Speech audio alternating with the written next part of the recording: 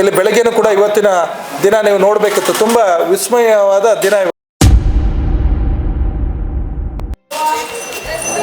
ಇದ್ರ ವಿಶೇಷತೆ ಏನಂದರೆ 4 ದಿಕ್ಕುಗಳಿಂದನೂ ಕಾಣಿಸುತ್ತೆ ಇದು ದೇವಿ.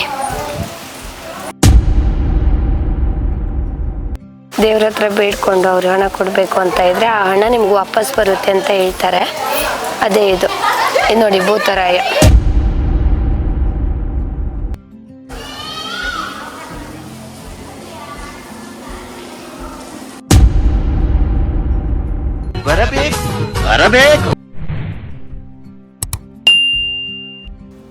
Hello guys, welcome to my YouTube channel. First time ಯಾರಾದರೂ ನಮ್ಮ ಯೂಟ್ಯೂಬ್ ಚಾನಲ್ನ ನೋಡ್ತಾ ಇದ್ದರೆ ದಯವಿಟ್ಟು ಸಬ್ಸ್ಕ್ರೈಬ್ ಮಾಡಿ. ವಿಡಿಯೋ ಇಷ್ಟ ಆದರೆ ಲೈಕ್ ಮಾಡಿ, ಶೇರ್ ಮಾಡಿ, ಕಾಮೆಂಟ್ ಮಾಡಿ. ಇವತ್ತು ನಾನು ಎಲ್ಲಿ ಹೋಗ್ತಿದ್ದೀನಿ ಅಂತಂದರೆ ಶಿವಮೊಗ್ಗ ಡಿಸ್ಟಿಕ್ನ ಸಾಗರ ತಾಲೂಕಿನಲ್ಲಿರೋ ಜೋಗದಿಂದ ಸುಮಾರು 12 ಕಿಲೋಮೀಟ್ರ್ ದೂರದಲ್ಲಿರೋ ಒಡಂಬೈಲು ಎಂಬ ಒಂದು ಕ್ಷೇತ್ರಕ್ಕೆ ಹೋಗ್ತಾ ಇದ್ದೀನಿ. ಇದು ಬಂದುಬಿಟ್ಟು ನಾವು ಹೋಗ್ತಾ ಇರೋ ರೂಟ್ ನೋಡ್ರೆ ಗೊತ್ತಾಗುತ್ತೆ. ಇದು ಜೋಗದಿಂದನೇ ಹೋಗಬೇಕು, ಜೋಗ ರೂಟಿಂದ ಹೋಗಬೇಕಾಗುತ್ತೆ. ನಾವು ಸಿದ್ದಾಪುರದಿಂದ ಹೋಗಿದ್ವಲ್ಲ, ಅದಕ್ಕೋಸ್ಕರ ಮೂರಲ್ಲಿದ್ದೀವಿ. ಬೆಲ್ಬೆಟ್ಟು ಮೂವಿ ಶೂಟಿಂಗ್ ಆಗಿರೋದು ಇದೇ ಸ್ಪಾಟಲ್ಲಿ.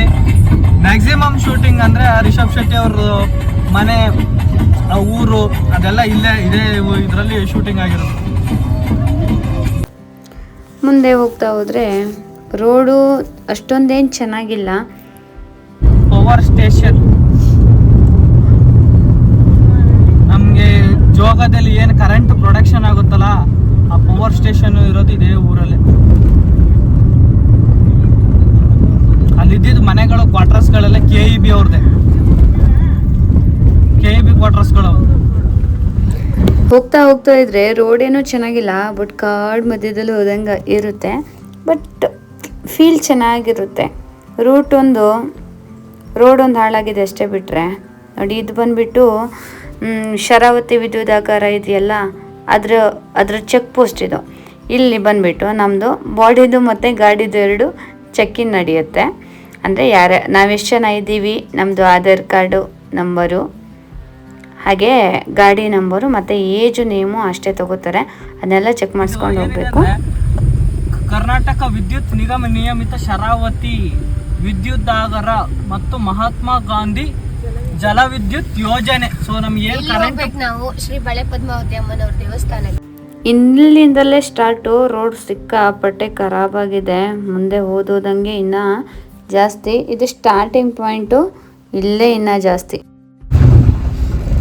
ನಮ್ಮ ಕಾರ್ ಈಗ ಫುಲ್ ನಾವು ಮನೆ ಹೋಗೋ ಆಫ್ ರೋಡ್ ಅಪ್ಪನ್ ತಕ್ಕ ಹೋಗಿದೀವಿ. ಈಗ ನಾವು ಅದು ಆಫ್ ರೋಡ್ ಅನ್ಕೊಂಡಿದ್ವಿ, ಅದು ಇದ್ರ ಅಪ್ಪನ ಆಫ್ ರೋಡ್. ಇದು ಈ ಕಡೆ ಎಳೆಯುತ್ತೆ,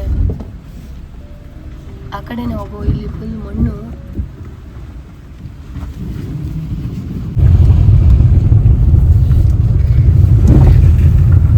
ರೋಡಲ್ಲಿ ಸ್ವಲ್ಪ ಕಿತ್ತೋಗಿದೆ, ಅದು ಬಿಟ್ರೆ ಮತ್ತೆಲ್ಲ ಚೆನ್ನಾಗಿದೆ.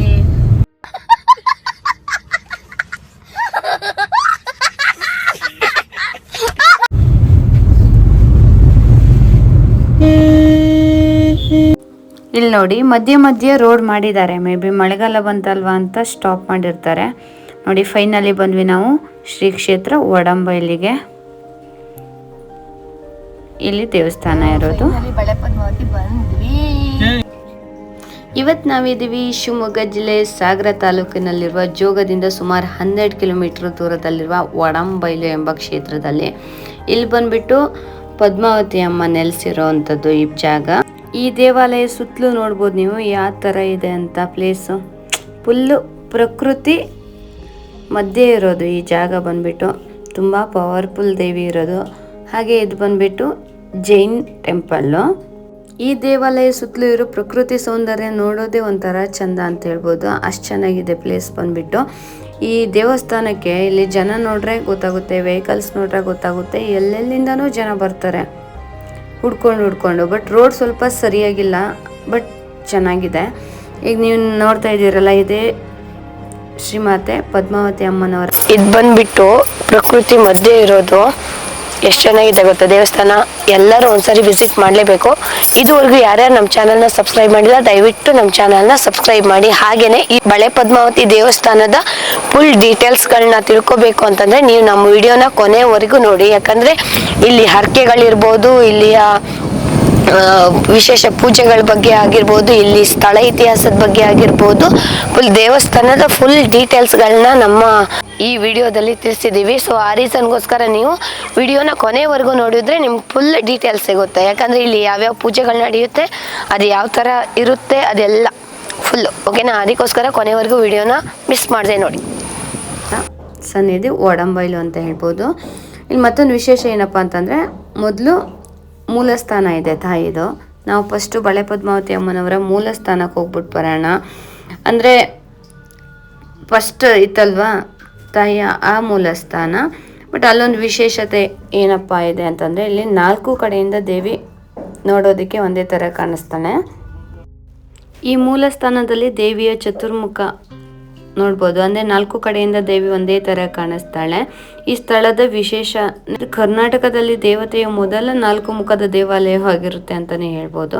ನಾನೇನು ಇಂಥ ದೇವಾಲಯವನ್ನು ಎಲ್ಲೂ ನೋಡಿಲ್ಲ, ಇದು ಫಸ್ಟ್ ಟೈಮ್ ನೋಡ್ತಾ ಇರೋದು. ಇತಿಹಾಸದಲ್ಲಿ ಆಸಕ್ತಿ ಹೊಂದಿರುವ ಎಲ್ಲರಿಗೂ ಕೂಡ ಇದೊಂದು ಕುತೂಹಲಕಾರಿ ವಿಷಯ ಅಂತಲೇ ಹೇಳ್ಬೋದು.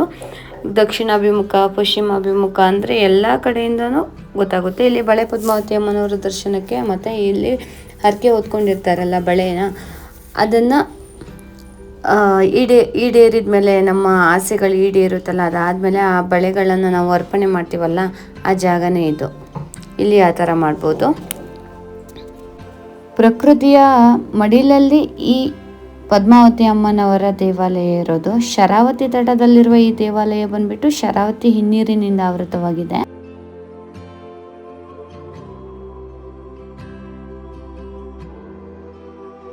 ಇಲ್ಲಿ ವೆಬ್ಸೈಟ್ಗಳು ಅದೆಲ್ಲ ಇದೆ. ಅಂದರೆ ಯಾವ ಥರ ಪೂಜೆಗಳು ಮಾಡೋದಕ್ಕೆಲ್ಲ ಬುಕ್ಕಿಂಗ್ ಮಾಡಬೇಕು ಆ ಥರ ಎಲ್ಲ ಇದೆ. ನೋಡಿ, ನಾವು ಹೋದವಾಗ ಇಲ್ಲಿ ನಮಗೊಂದು ಪಾಪು ಸಿಕ್ಕಿದ್ಲು ನೋಡಿ, ಎಷ್ಟು ಕ್ಯೂಟಾಗಿದ್ದಾಳಲ್ವ. ನಮ್ಮ ಜೊತೆನೂ ಬಂದ್ಲು ಪೂಜಿತಾ ಅಂತ.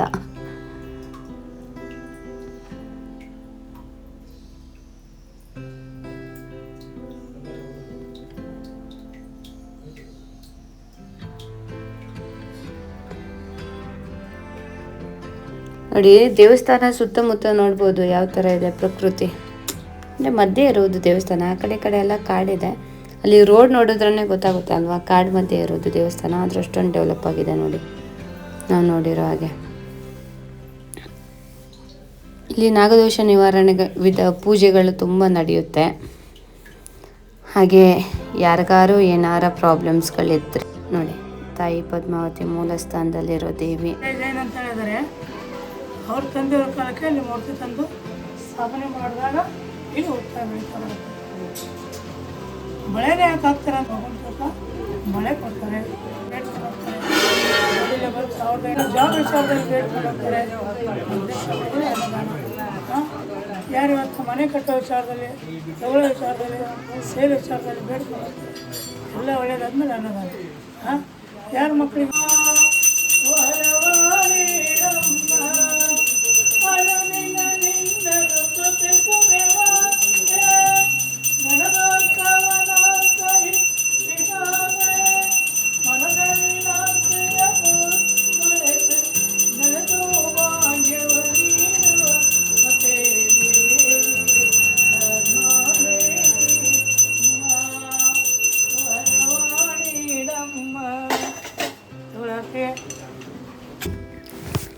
ಇವಾಗ ನೋಡ್ತಾ ಇದ್ದೀವಿ ನೋಡಿ, ಹೇಗಿದೆ ದೇವಸ್ಥಾನದ ಅಕ್ಕಪಕ್ಕ ಹೇಗಿರೋದು.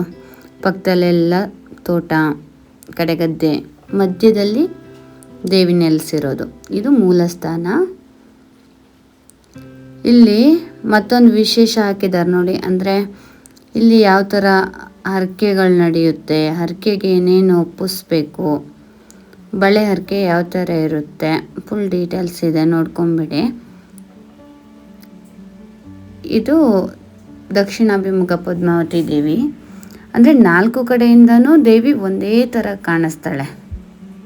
ಅದೇ ಇದ್ರ ವಿಶೇಷ. ತುಂಬ ಚೆನ್ನಾಗಿದೆ. ದೇವಿ ದರ್ಶನ ಆದಮೇಲೆ ನೆಕ್ಸ್ಟ್ ನಮ್ಗೆ ಸಿಗೋದು ಪರಿವಾರ ದೇವತೆಗಳು. ಪರಿವಾರ ದೇವತೆಗಳಲ್ಲಿ ಇಲ್ಲಿ ಒಂದು 3-4 ಪರಿವಾರ ದೇವತೆಗಳಿದ್ದಾವೆ. ಅದರಲ್ಲಿ ಬಂದ್ಬಿಟ್ಟು ಒಂದು ಕ್ಷೇತ್ರಪಾಲ ಅಂತ, ಇನ್ನು ಸೆಕೆಂಡ್ ಒನ್ ಬಂದ್ಬಿಟ್ಟು ಮಾಸ್ತಿ,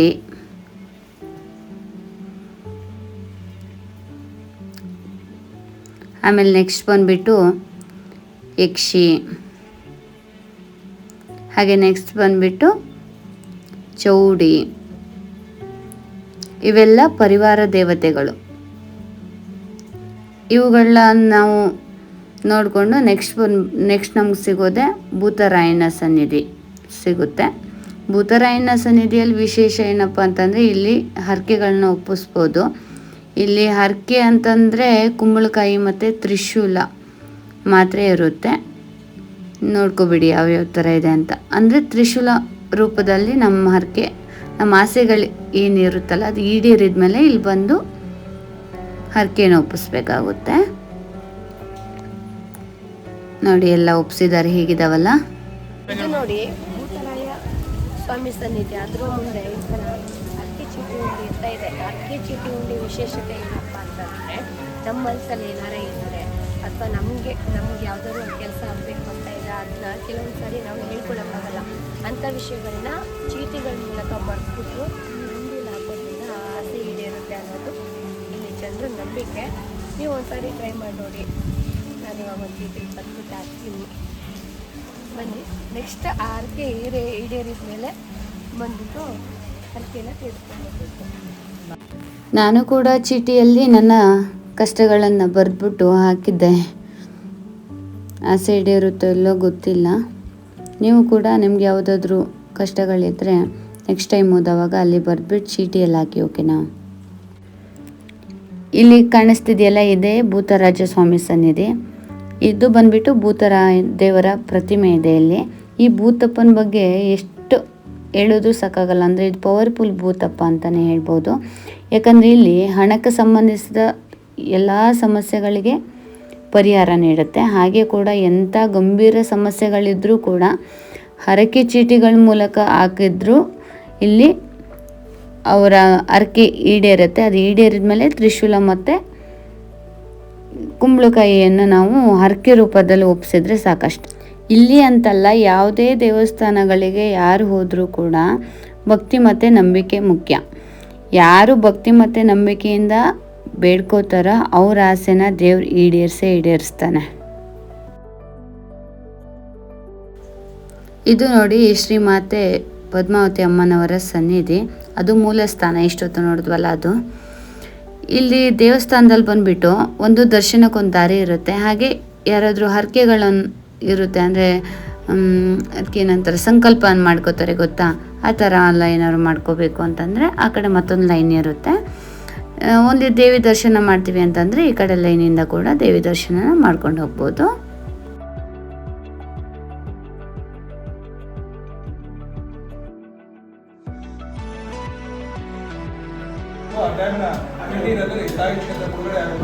ಒಳಗಡೆ ನಂತರದಲ್ಲಿ ನಮಗೆ ಸರ್ಕಾರ ಗೊತ್ತಲ್ಲ, ಆಗಿನ ವ್ಯವಸ್ಥೆ ಆಗಿತ್ತು. ಆಗ ನಾವು ಇಲ್ಲಿ ವಲಸೆ ಬರ್ತೀವಿ, ನಾವೆಲ್ಲಿ ಬರ್ತೀವಿ ದೇವಿಯಲ್ಲಿ ಬರ್ತಾರೆ, ಅಲ್ಲಿ ಬಂದು ನಮ್ಮ ಮನೆ ದೇವಿಯವರು ನಾವೆಲ್ಲಿ ನಿಂತೀವಿ ಅದನ್ನು ಪೂಜೆ ಪಡಿತಾ ಇರ್ತಾರೆ. ಇದು ದೊಡ್ಡ ಕಾಡು, ದಟ್ಟ ಕಾಡು. ಇಲ್ಲಿ ಬಂದು ಪೂಜೆ ಸೇವೆಗಳನ್ನೆಲ್ಲ ತಾಯಿ ನಾವು ಬಂದಲ್ಲೇ ಬರ್ತಾರೆ, ನಾವು ಬಂದು ನೆಲೆಸದಲ್ಲೇ ಅವಳು ಹೇಳ್ತಾಳೆ, ಅದಕ್ಕೆಲ್ಲ ನಿದರ್ಶನ ಕೊಟ್ಟು ಸಾಕ್ಷಿ ಕೊಟ್ಟು ತೋರಿಸ್ತಾರೆ. ಆ ಪ್ರಕಾರವಾಗಿ ಬಂದು ಜನ ನಿಲ್ತಾರೆ, ಅಲ್ಲಿ ಪೂಜೆ ಸೇವೆಗಳನ್ನ ನಾವು ಮುಂದುವರ್ಸ್ಕೊಂಡು ಹೋಗ್ತಾ ಇರ್ತೀವಿ. ಹಾಗಾಗಿ ಅಲ್ಲಿ ಮುಳುಗಡೆ ನಂತರ ಇಲ್ಲಿ ಪುನರ್ವಸತಿ ಆಗ್ತೀವಿ. ಅಲ್ಲಿ ನಾವೆಲ್ಲಿ ಹೋಗ್ತೀವಿ ಅಲ್ಲಿ ದೇವಿ ಬರ್ತಾರೆ, ಆ ದೇವಿ ಬಂದು ನೆಲೆಸ್ತಾರೆ. ದೇವಿ ಎಲ್ಲಿ ಇರ್ತಾರೆ ಅಲ್ಲಿ ಮತ್ತೆ ಭಕ್ತರು ಬರ್ಲಿಕ್ಕೆ ಶುರು ಮಾಡ್ತಾರೆ. ಈಗ ಹಾಗೆ ತಾಯಿ ಸನ್ನಿಧಾನಕ್ಕೆ ಬಂದಿಲ್ಲಿ ಸಂತಾನ ಬಗ್ಗೆ ಕೇಳ್ಕೊಡ್ತಾರೆ, ಆರೋಗ್ಯ ಕೇಳ್ಕೊಡ್ತಾರೆ. ತುಂಬಾ ವಿಸ್ಮಯವಾದ ದಿನ ಇದು. ಯಾಕಾಗಿ ಅಂತಂದ್ರೆ ದಿನಾಲೂ ಕೂಡ ಅಮ್ಮನವ್ರ ಪವಾಡಗಳು ಕಾಣ್ತಾ ಇರುತ್ತೆ. ಇವತ್ತು ಒಂದು ಇದೇ ಶಿವಮೊಗ್ಗದವರಿಗೆ ಸಾಗರದವ್ರ ಮಗ ಕಳೆದೋಗಿ 9 ವರ್ಷ ಆಗಿತ್ತು. ಅವರು ಇನ್ನೊಂದು 15 ಕೂಡ ಸುಳ್ಳು ಸಿಗ್ಲಿಲ್ಲ. ಇಲ್ಲಿ ಯಾರೋ ಆಡೋದ ಮೇಲೆ ಅಮ್ಮ ಸುದ್ದಿ ಹೇಳಿದಾಗ ಬಂದು ಹೇಳ್ಕೊಂಡು ಹೋದ್ರು. ಹೇಳ್ಕೊಂಡು 3 ದಿವಸಕ್ಕೆ ಮಗನಿಂದ ಫೋನ್ ಬಂದು 9 ವರ್ಷ ಸಿಗದೆ ಇದ್ದವರು ಪೊಲೀಸರ ಕೈಗೂ ಸಿಗದೆ ಇದ್ದವರು ಮತ್ತೆ 4 ದಿವಸಕ್ಕೆ ಮನೆ ಕಂಡಿದ್ದಾರೆ. ಇವತ್ತು ಮತ್ತೆ 15 ದಿವಸ ಮಗ ಸಿಕ್ಕಿದ್ರು ಸ್ವಾಮಿ ಅನುದಾನ ಮಾಡಿಸಿದ್ದೇನೆ ಅಂತ ಹೇಳ್ಕೊಂಡು. ಅದೇ ರೀತಿಯಾಗಿ ಸಂತಾನ ಭಾಗ್ಯ ಕೂಡ ಈಗ ಬಂದು ಕೇಳ್ಕೊಡ್ತಾರೆ. 10 ವರ್ಷದವರಿಗೆ ಮಕ್ಕಳಿಲ್ಲ ಬಂದು ಹೇಳಿದ್ರು, ಅವರು ಕೂಡ ಫಲ ಆಗಿದೆ. ಇವತ್ತು ಆಮೇಲೆ ಇನ್ನೊಬ್ಬ ಕಣ್ಣು ಕಾಣಲಾಗಿತ್ತು, 15 ದಿವಸದಿಂದ ಕಣ್ಣು ಕಾಣಲಾಗಿತ್ತು. ತುಂಬಾ ದಿವಸದಿಂದ ಕಣ್ಣು ಕಾಣಲಾಗಿತ್ತು. 15 ದಿವಸದಿಂದ ಒಡದ ಮೇಲೆ ಚೇತನ ಗೊತ್ತಾಗಿ ಯೂಟ್ಯೂಬ್ ಎಲ್ಲ ನೋಡಿ ಅವ್ರಿಗೆ ಹರಕೆ ಮಾಡ್ಕೊಂಡಿರುತ್ತೆ, ಅವ್ರಿಗೆ ಸ್ಪಷ್ಟವಾಗಿ ಕಂಡು ಇವತ್ತು ಬಂದು ತಾಯಿ ದರ್ಶನ ಮಾಡ್ಕೊಂಡು ಎಷ್ಟೋ ಜನ ಭಕ್ತಿಪೂರ್ವಕವಾಗಿ ಮನೆಯಲ್ಲೇ ಮಾಡ್ಕೊಂಡು ಇವತ್ತು ಹರಕೆ ಜನಕ್ಕೆ, ಸಾವಿರಾರು ಜನಕ್ಕೆ ಮಾಧ್ಯಮದ ಮೂಲಕ ಮುಟ್ಟಿ ಅವರಿಗೂ ಕೂಡ ತಾಯಿ ದರ್ಶನ ಭಾಗ್ಯ ಸಿಗಲಿ ಅಂತ ಹೇಳಿ ಪ್ರಾರ್ಥನೆ ಮಾಡ್ತಾ, ನಿನಗೂ ಕೂಡ ಮುಂದೆ ನಿನ್ನ ಮಾರ್ಗ ಒಳ್ಳೇದಾಗುತ್ತೆ, ತಾಯಿ ನಡೆಸ್ಕೊಡ್ತಾರೆ. ಕೇಳಿದ್ರಲ್ಲ, ಅವ್ರು ಹೇಳಿದ ಹಾಗೆ ಭಕ್ತಿ ಮತ್ತು ನಂಬಿಕೆಯಿಂದ ಬೇಡ್ಕೊಂಡ್ರೆ ದೇವಿ ಕಾಪಾಡ್ತಾಳೆ. ಈ ಕ್ಷೇತ್ರದಲ್ಲಿ ಮತ್ತೊಂದು ವಿಶೇಷ ಇದೆ. ಅದೇನಪ್ಪ ಅಂತಂದರೆ ದೊಡ್ಡ ನಾಗನ ವಿಗ್ರಹವಿದೆ. ಈ ವಿಗ್ರಹದಲ್ಲಿ ಒಂದು ವಿಶೇಷತೆ ಇದೆ. ಈ ವಿಗ್ರಹ ನೋಡಿದ ತಕ್ಷಣ ನಮಗೆ ಆದಿಶೇಷ ನೆನಪು ಮಾಡುತ್ತೆ. ಹಾಗೆ ಈ ವಿಗ್ರಹ ಬಂದ್ಬಿಟ್ಟು 7 ಅಡಿ 7 ಇಂಚು ಎತ್ತರ ಮತ್ತು 77 ಕ್ವಿಂಟಲ್ ತೂಕ ಇರೋದು. ಈ ಧರ್ಮದ ದೇವರ ಮೂರ್ತಿಯನ್ನು 2010ರಲ್ಲಿ ಸ್ಥಾಪನೆ ಮಾಡಲಾಗಿದೆ. ಇದು ನಾಗನ ದೋಷವನ್ನು ನಿವಾರಿಸಲು ಸಹಾಯಕವಾಗಿ ಕೆಲಸ ಮಾಡುತ್ತೆ. ನಾಗದೋಷ ಇರುವವರು ಈ ದೇವಾಲಯಕ್ಕೆ ಭೇಟಿ ಮಾಡಿ 108 ಬಾರಿ ಕರ್ತುಮಾಂಬುಲೇಟ್ ಮಾಡಿ 11 ಲೀಟ್ರ್ ಹಾಲನ್ನು 108 ಬಾರಿ ಅಭಿಷೇಕ ಮಾಡಲು ಹೇಳ್ತಾರೆ. ಇದರಿಂದ ಎಲ್ಲ ದುರ್ಗುಣ ಕೂಡ ದೂರವಾಗುತ್ತೆ ಅಂತ ಹೇಳ್ಬೋದು. 7 ಹೆಡೆ ಉಳ್ಳ ಸರ್ಪ ಇಲ್ಲಿರೋದು. ಇಲ್ಲಿ ಎಲ್ಲ ನಾಗದೋಷಗಳಿಗೂ ಪರಿಹಾರ ಇದೆ. ಆದರೆ ಅದಕ್ಕೆ ಆಗಿರೋವಂಥ ಒಂದು ಏನಂತಾರೆ, ಅದು ನಿಯಮಗಳಿದ್ದಾವೆ. ಅದನ್ನ ಪಾಲನೆ ಮಾಡಬೇಕು. ಅದೆಲ್ಲ ಬೇಕು ಅಂತಂದರೆ ನೀವು ಅಲ್ಲಿ ವೆಬ್ಸೈಟ್ಗಳಿದೆಯಲ್ಲ, ವೆಬ್ಸೈಟ್ಗಳ ಮೂಲಕನೇ ಇಲ್ಲಿ ಬುಕ್ಕಿಂಗ್ ಮಾಡ್ಕೋಬೇಕು. ಹಾಗೆ ಮೊದಲಿನ ದಿನವೇ ಬಂದಿದ್ಬಿಟ್ಟು ನಿಯಮಗಳನ್ನು ಮೀರದೆ ಪೂಜೆಗಳನ್ನು ನಿಯಮಬದ್ಧವಾಗಿ ಮಾಡಬೇಕಾಗುತ್ತೆ. ನೆಕ್ಸ್ಟ್ ನಮ್ಗೆ ಸಿಗೋದು ಕ್ಷೇತ್ರಪಾಲ ದೇವರು. ಇದು ದೇವಾಲಯದ ಬ್ಯಾಕ್ ಸೈಡ್ ಇರೋದು. ಹಾಗೆ ನೋಡಿ, ಇದು ದೇವಾಲಯದ ಅಕ್ಕಪಕ್ಕ ಕೂಡ ಯಾವ ಥರ ಇದೆ ಪ್ರಕೃತಿ ಸೌಂದರ್ಯ ಅಲ್ವಾ.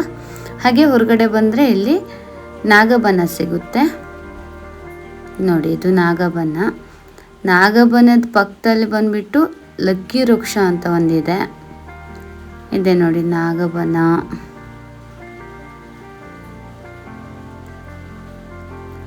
ಇದು ಅಮ್ಮನವರ ಲಕ್ಕಿ ವೃಕ್ಷ. ನೆಕ್ಸ್ಟ್ ನಮ್ಗೆ ಸಿಗೋದು ಇಲ್ಲಿ ಎಲ್ಲ ಕಾಯಿನ್ ಇಟ್ಬಿಟ್ಟು ಏನೋ ಬೇಡ್ಕೊತಾ ಇದ್ರು. ನನಗೆ ಅದ್ರ ಬಗ್ಗೆ ಏನೂ ಗೊತ್ತಾಗಿಲ್ಲ. ಅಲ್ಲಿ ಮುಟ್ಟಬಾರದು ಅಂತ ಇತ್ತಲ್ವ, ಅದಕ್ಕೆ ನಾನೇನು ಮುಟ್ಟಕ್ಕೆ ಹೋಗಲಿಲ್ಲ. ನೆಕ್ಸ್ಟ್ ಬಂದ್ಬಿಟ್ಟು ಸಿಗೋದು ನವಗ್ರಹ ಮಂಟಪ. ಇದು ಬಂದ್ಬಿಟ್ಟು ದೇವಾಲಯದ ಜಾಗ ಇದೆಯಲ್ಲ, ಇಲ್ಲಿ ಮಿಡ್ಲಲ್ಲಿ ಅಲ್ಲಿರೋದು. ಇಲ್ಲಿ ನವಗ್ರಹಗಳು ನೆಲೆಸಿದೆ. ಹಾಗೆ ಬಂದ್ಬಿಟ್ಟು ಅದ್ರ ಪಕ್ಕದಲ್ಲೇ ಮತ್ತೊಂದು ವಿಶೇಷವಾಗಿರೋದೊಂದು ನಡೆಯುತ್ತೆ. ಅದೇನಪ್ಪ ಅಂತಂದರೆ ನೋಡಿ, ಇಲ್ಲಿ ಇದು ತುಲಾಭಾರ ನಡೆಯುವಂಥ ಒಂದು ಜಾಗ. ಇಲ್ಲಿ ತುಲಾಭಾರ ನಡೆಸಲಾಗುತ್ತೆ. ಬಳೆಗಳನ್ನು ಕೊಡ್ತಾರೆ ತುಲಾಭಾರಕ್ಕೆ, ಹಾಗೆ ಅಕ್ಕಿಗಳನ್ನು ಕೊಡ್ತಾರೆ. ಈ ತುಲಾಭಾರ ಮಾಡೋ ಜಾಗದಲ್ಲಿ 7 ವರ್ಷಕ್ಕಿಂತ ಜಾಸ್ತಿ ಏಜ್ ಇರುತ್ತಲ್ಲ ಅವ್ರಿಗೆಲ್ಲ ಸಾಂಪ್ರದಾಯಿಕ ಉಡುಗೆಯನ್ನು ಕಡ್ಡಾಯವಾಗಿ ಮಾಡಿದ್ದಾರೆ. ಹಾಗೆಯೇ ಟೈಮಿಂಗ್ ಬಂದುಬಿಟ್ಟು 10 ಗಂಟೆಯಿಂದ ಬೆಳಗ್ಗೆ 4 ಗಂಟೆವರೆಗೆ ಇರುತ್ತೆ. ಇದೆಲ್ಲ ನಿಮ್ಮದು ಯಾವುದೇ ಹರಕೆಗಳಿದ್ದರೆ ಅಲ್ಲಿ ಕೌಂಟರ್ಸ್ ಆಫೀಸ್ ಇದೆಯಲ್ಲ, ಆ ಕೌಂಟರಲ್ಲಿ ನೀವು ಚೀಟಿಗಳನ್ನ ತೊಗೊಂಡು ತುಲಾಭಾರ ಸೇವೆಗಳನ್ನ ಮಾಡ್ಬೋದು.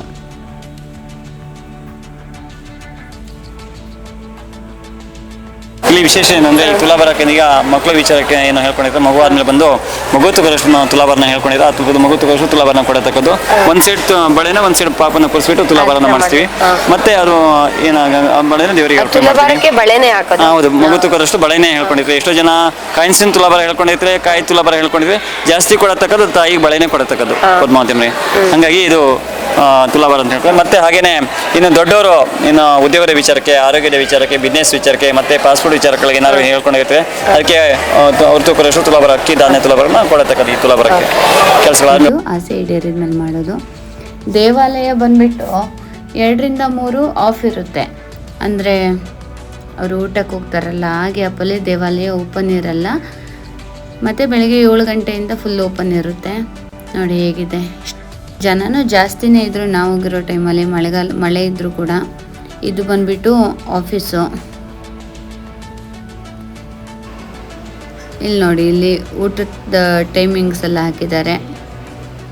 ನೆಕ್ಸ್ಟ್ ನಾನು ನಿಮಗೆ ಊಟದ ರೂಮ್ ತೋರಿಸ್ತೀನಿ. ನೋಡಿ ಇಲ್ಲಿ ಯಾವ್ಯಾವ ಥರ ಪೂಜೆಗಳಾಗುತ್ತೆ, ಅದ್ರ ಯಾವ್ಯಾವ ಸೇವೆಗಳಿದೆ, ಅದ್ರ ಪ್ರೈಸಸ್ ಎಲ್ಲ ಹಾಕಿದ್ದಾರೆ. ಹಾಗೆ ಆಫೀಸ್ ನಂಬರ್ ಕೂಡ ಇದೆ. ನೀವು ಇದನ್ನ ನೋಡಿಕೊಂಡು ಆಫೀಸ್ ನಂಬರ್ನ ತಗೋಬೋದು. ಹಾಗೆ ಯಾವುದಾದ್ರೂ ಸೇವೆಗಳಿದ್ದರೆ ಹೋದಾಗ ಮಾಡಿಸ್ಬೋದು. ಅನ್ನದಾನ ಸೇವೆ ಕೂಡ ಇದೆ, ಒಂದಿನದ್ದು, ಒಂದು ಹೊತ್ತಿಂದು, ಅದು ಕೂಡ ಮಾಡಿದೆ ನೋಡಿ. ಪ್ರಸಾದ ಭೋಜನಾಲಯ ಅಂತ. ಟೈಮಿಂಗ್ ಬಂದುಬಿಟ್ಟು ಬೆಳಿಗ್ಗೆ ಟಿಫನ್ ಕೂಡ ಇದೆ ನೋಡಿ, 9:15 10:30ವರೆಗೆ. ಆಮೇಲೆ ಊಟ ಕೂಡ ಇದೆ. ನಮ್ಮ ಅದೃಷ್ಟಕ್ಕೆ ಊಟ ಕೂಡ ಸಿಕ್ತು. ಊಟ ಅಂತೂ ತುಂಬ ಚೆನ್ನಾಗಿತ್ತು. ನಿಜ ಅದೃಷ್ಟ ಮಾಡಿರಬೇಕು, ದೇವಾಲಯಗಳಲ್ಲಿ ಊಟ ಸಿಗಬೇಕು ಅಂತಂದರೆ. ನಿಜವಾಗ್ಲೂ ಊಟ ತುಂಬ ಚೆನ್ನಾಗಿತ್ತು. ಎಷ್ಟು ಜನ ಇದ್ದರು ಅಂತಂದರೆ ನೋಡಿ, ಇಲ್ಲಿ ಸಾವಿರಾರು ಭಕ್ತರು ಬರ್ತಾರೆ ಒಂದಿನಕ್ಕೆ. ಆದಷ್ಟು ನಿಮ್ಮ ಕೈಲಾದಷ್ಟು ಅನ್ನದಾನಕ್ಕೆ ನೀವು ಸೇವೆ ಸಲ್ಲಿಸಿ. ಯಾಕಂತಂದರೆ ಅಲ್ಲಿ ದೂರದಿಂದ ಬಂದಿರ್ತಾರಲ್ವ, ಅನ್ನದಾಸೋಹ ಮಾಡ್ತಾ ಇದ್ದಾರೆ ಅಂದರೆ 1,000 ಜನಕ್ಕೆ ಹೆಲ್ಪ್ ಆಗುತ್ತೆ ಅಂತ ಅಷ್ಟೇ. ಮತ್ತೊಂದು ವಿಶೇಷ ಏನು ಗೊತ್ತಾ, ಇಲ್ಲಿ ಶ್ವೇತಾಂಬರದ ವಿದ್ವಾಂಸ ಸಂತ ಶ್ರೀ ಚತುರ್ವಿಜಯಿ ಜೈನ ಸಂತರ ಅಂತ್ಯಕ್ರಿಯೆಯಲ್ಲಿ ನಡೆಯಲಾಗಿದೆ ಅಂತ ಹೇಳ್ತಾರೆ. ಅವ್ರು ಬೆಂಗಳೂರಲ್ಲಿ ನಿಧನರಾಗ್ತಾರೆ, ಆದರೆ ಅವರ ಅಂತ್ಯಕ್ರಿಯೆ ಮಾತ್ರ ಒಡಂಬೈಲುವಿನಲ್ಲೇ ಆಗಬೇಕೆಂಬುದು ಅವರ ಆಶಯ ಆಗಿರೋದ್ರಿಂದ ಇಲ್ಲೇ ಮಾಡ್ತಾರೆ. ಅವರು ಮಾರ್ಚ್ 1940ರಲ್ಲಿ ಜನಿಸಿ 5/6/2008 ನಿಧನರಾಗ್ತಾರೆ.